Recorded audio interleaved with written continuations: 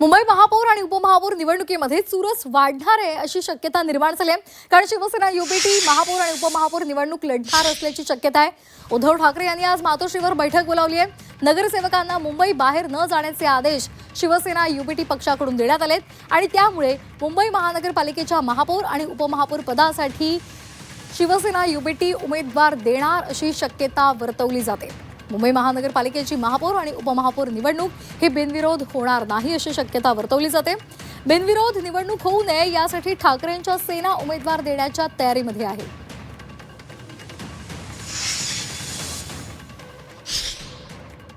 पक्षामध्ये उद्धवजींच्या नेतृत्वाखाली आम्ही सगळे बसू आणि चर्चा करू।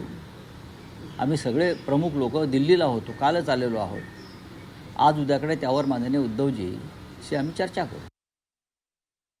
त्यांनी महापौर पदासाठी उमेदवार भरावा, उपमहापौर पदासाठी उमेदवारी अर्ज भरावा, एवढंच काय?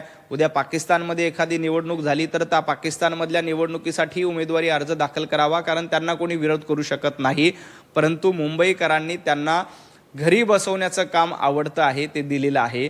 मुंबई महापालिकेमध्ये महापौर काय, तुम्हाला जे बहुमत मिळालंय, तुम्हाला जी मतं मिळाली, त्यामुळे तुम्ही खरं तर घरामध्ये लपून बसलं पाहिजे अशा पद्धतीचं मॅन्डेट मुंबईकरांनी तुम्हाला दिले। 25 वर्ष तुम्ही सत्ता उपभोगली आणि मुंबईकरांची वाट लावली। त्याच मुंबईकरांनी तुमची वाट लावण्याचं काम केलंय। आता कुठल्या तोंडाने तुम्ही महापौर पदासाठी अर्ज भरताय?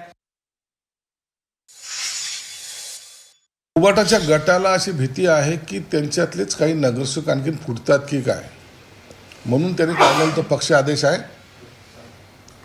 एकंदरीत त्यांची संख्या पाहता इतरांनी कुणीही त्यांना पाठिंबा दिल्याचा दर्शवत नाही, आणि जर दिला तरी त्यांचा महापौर होत नाही हे त्यांना माहिती आहे।